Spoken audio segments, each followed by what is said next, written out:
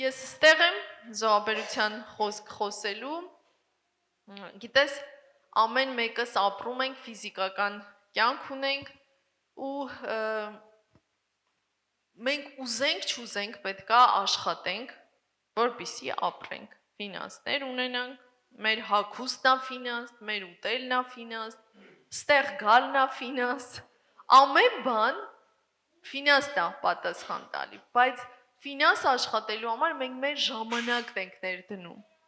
Գիտես, մարդ չի կարա երկու տիրոջ ծառայի, Աստծո խոսքում գրած է, մամոնան կարա մարդու կյանքում Աստված լինի, չաստված, որը որ կարա ամբողջությամբ վերցնի ժամանակը։ Հես, բայց կարաս դու այն ժամանակը, որ ներդնում ես, որ գումար աշխատես, գումար աշխատելուց հետո քո կյանքում կարա հետաքրքիր բան տեղի ունենա։ Դու քո գումարների վրա էլ իշխանություն վերցնես, որը կլինի Աստծո բաժինը։ Գիտես, ես մի վկայություն եմ ուզում տամ, երբ որ նոր էի ապաշխարել, աղոթում էի, որտեվ ես ու իմ եղբայրս հավատքի մեջ էինք, բայց իմ հայրս, ծնողներս դեռ եկեղեցի չէին հաճախում, ու քանի որ պատանի ես, դու քո գումարները չունես, չես աշխատում, ֆինանսական ամեն հարցեր գալիս է քո ծնողներից։ Ու ես ամեն անգամ մտածում էի, ասում էի, Տեր ջան, ուզում եմ, որ իմ ծնողները Աստծունը լինեն, տասանորդ տան, բայց դրա կարևորությունը ուղղակի, գիտես, որ մտածում ես, որ իրանք է օրհնված լինեն, որտեվ քո ընտանիքի աղբյուրը տեղից է ֆինանսական գալի։ Ու մի օր, սենց իհարկե լիքը խոսակցություններ էր լինում, ֆինանսական զուտ, որ տասանորդ զոհաբերություն լիներ, բայց մի օր մենք ծառայողական հանդիպման էինք ու մայրիկս ասեց, որ գնալուց առաջ անպայման այդ 90-ական թվականներին էր, դրսում լվաց կար փռած, ասեց անպայման կհավաքես, որովհետև որ թողում էիր մութ ընկներ, այդ վաղտ տենց էր, հավաքում էին, գողանում էր։ Ուսես գործով ընգա այս կողմեն կողմ, գնացինք ծառայության եղբորս հետ, ծնողներս հետ տանը չէին ու մոռացա լվաց կհավաքեմ։ Ծառայության ժամանակ փառաբանության, որ զոհաբերող այդ ով որ զոհի խոսք պետքա քարոզեր, բարձրացել էր, բայց ինքը հետաքրքիր ձև այդ օրը զոհաբերությունը անցկացրեց, ասեց պետքա փառաբանենք, ուրախությամբ, երգենք, ասեց բավականին մի քանի երգեր վերցրեց, որովհետև ուրախությամբ տվողի զոհի մասին էր խոսում, ու ես մի անգամից հիշեցի այդ մեր լվացքը։ Ասում Աստված իմ, ոնց եմ մոռացել, ու եմ որ ասեցի լավ, ես հեսա կաղոթեմ, հրեշտակների կկանգնացնեմ այդտեղ, մինչև գնանք, ամեն ինչ նորմալ լինի։ Բայց ոչ մի ձև ներսիցս չեմ կարում կենտրոնանամ հավաքույթին։ Պատկեսը արդեն համաձայնվել եմ, լավ, լվաց կա, թողան տաներ։ Մենակ ես խոսքը լսեմ, ես ինչ էի հետ կատարվում։ Ու իմ կյանքում առաջի անգամ ես երբևէ չէի կարա պատկերացնել, որ տենց բան կարող լիներ, իմ մոտ մտքի հափշտակություն եղավ, դահլիճում նստած,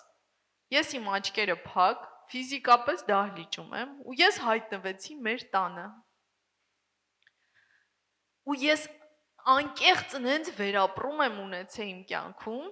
որ դաժե հիմա, որ դրա մասին ուզում եմ վկայեմ, սիրտս այո, ու սենց այդ զալի կողմից էր մեր աստիճանները, որ կարող էինք հավաքեինք, նայում եմ խավար սենց սև կերպարա, որ սենց սիրուն լվաց կա հավաքումը, մոտեցել եմ, ասում եմ, դու իրավունք չունես, էսի մեր տունն ա, դու ինչ իշխանություն ունես, որ հիմա էստեղ ես, ու ինքը սենց ոչ լսում է ինձ, ոչ ռեակցիա է տալի, ոչ մի ազդեցություն չկա։ Ու մեկի ասում եմ, հա, ես քեզ ճանաչում եմ, դու գող ես, դու փչացնող ես։ Ու սա շրջվում է, ձեռքով խփում է լուսամուտին, ներս է մտնում։ Ես անընդհատ լեզուներով աղոթում եմ։ ու ինչ կա մեր տանը, ինչ աճ կսնգնում, ինք այսպես սեղանին վազայա դրած, էտա վերցնում, ասես մեծ մեշոկ ունենա, ու ասես գոր գնա հավաքում, ես է քրիստոնեական ինչ գիտեմ, քանդելու, աղոթելու, սաստելու, ոչ մի չի գործում, ու ասես լացակումած, ու ես ասում եմ, ես քեզ ճանաչում եմ, դու փչացնող ես, սպանող ես, ու ինքը ոչ միայն գողանում, այլ փչացնում, ասես քցում, ու ես այդ տանը ոչ մի իշխանություն չունեմ։ Ու գալի, հասնում է իմ ննջասենյակ, ու բացում է իմ պահարանը ու սկսում է շորերս հավաքել։ Ու իմ տան հագուստը, իմ հայրիկը երբ որ ինձ գումար է տալի, ես դրել եմ այդ օրը իմ գրպանը, բայց ես հենց գումարը գալիս էր, իմ սեղանին շկատուլկա կար, տենց զարդատուփ, որ 10-որդի համար էր դրված։ 10-որդը միշտ հենց գումարը գալիս էր, մի անգամից 10-որդը դնում էի տեղ, որ կիրակի օրը գա, ես տանեմ։ Ուրեմն այդ զարդատուփը դրած, բայց գումարն է իմ տան հագուստի գրպանում, արդեն 10-որդը տված, ուրեմն ինքը վերցրեց իմ շորը, ձեռքը տարավ գրպանը, ու ասցի, դու չես կարա կպնես, ու պատկերացնում եք միակ բանը, որ լսեց, որ ձեռքը հետ քաշեց, դա այդ գումարն էր։ Դուք պատկերացնում եք, անգամ իրա ձեռք այսենց մոտեցրեց ու չկարեցավ այդ զարդատուփին կպնի։ Այդտեղ զարդեր չէր, էդի ուղակի ես 10-որդի համար իմ զոհի դնում էի դրա մեջ։ Ուրեմն դուք պատկերացնում եք իմ տան, իմ ծնողների տան ամեն իրը, ամեն բանի վրա իշխանություն ուներ։ Միակ բանը, որ երբ որ ես խոսեցի ու հնազանդվեց, էդի թլպատված գումարն էր, 10-որդը տված, ու այդ զարդատուփը, որ անգամ ձեռքը չկարողացավ մոտեցնի։ Ես իմ այդ տանը, ես ֆիզիկապես ծառայության տեղն եմ, բայց անկեղծ եմ ասում, ես իմ տանը ծնկի եկա ու Աստծո հետ ուխտ արեցի։ Չգիտեմ ոնց, ինչ մտածելով այդ վերապրում այնքան մեծ էր, ասցի Տեր ների, որ իմ պապաս 10-որդ չի տալի։ Ների, խնդրում եմ, ես քո առաջ եմ գալիս ու խնդրում եմ, որ դու կպնես իրա սրտին ու ինքը 10-որդ ու զոհաբերություն տա։ Ու ես այսենց այդ աղոթքից հետո, որ էլի իմ դահլիճում եմ,